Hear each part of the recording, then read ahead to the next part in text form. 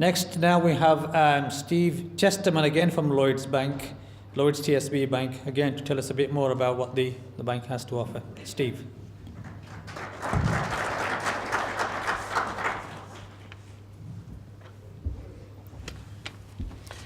Good evening, everybody. I can see why Adrian went first now. I've now got to follow that and obviously justify our existence. The reason, first of all, is obviously why I'm here. There's two parts for myself. First of it is to explain our ongoing strategy and also to dispel some of the myths that Adrian has already touched on with regards to what we are trying to do and whether or not we're actually lending money. And obviously to celebrate Mr. Nazir's successful partnership. So obviously from that point of view, our congratulations to him.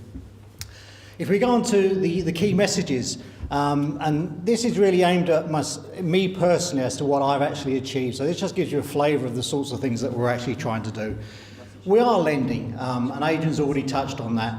And if I look at my own personal performance, what I've managed to achieve, so far this year, I've put on 8 deals for new customers, which is actually 33% of my annual target. And those are actually done, they're signed off, and the paperwork is just literally going through. And again, that's fresh stuff to us. And when you consider that there's sort of other people, such as myself in the team, that's being duplicated in this area. If we then look at, have we got money to lend? Well, again, I'm literally sitting on my desk at the moment. I've had 10 deals, 10 recent deals that have come into us, which again accounts for another 60% of my annual target. So you can see that we are developing the business and we are trying to bring other people into it. Again, similar to the rest of the team, the majority of the business that I'm doing is in property.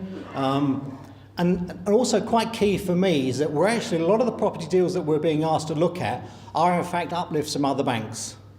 So again, we will look at other banks lending. If they're not happy with what they're looking at, we'd be more than happy to actually have a look at it. One thing I would say just on that topic though, for everybody, the days of the base plus 1% lending are gone. So, we're more than happy to look at things, but it has to be at the current market rates.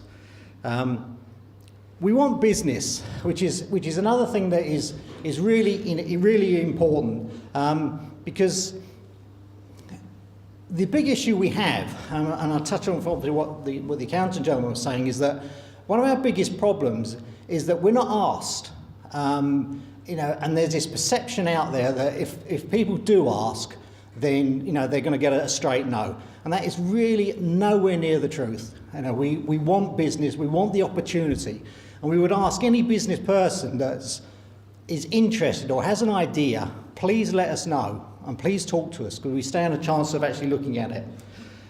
And in an attempt to settle some of these myths, Adrian and I came up with a strategy with regards to the Sheffield area, and in particular this type of community. And so 18 months ago we looked at setting up a series of specific events. We ran a restaurant meal in Rotherham where we had over 70 attended. Following on from that, we then ran a small group of about 10, again food-based, you can probably tell that's what we like. We've also participated in local Asian radio. We're currently on Unity FM Sheffield, and again, we were happy to do that. The other thing that we're finding is really important for us is to align ourselves with what we would refer to as top professionals.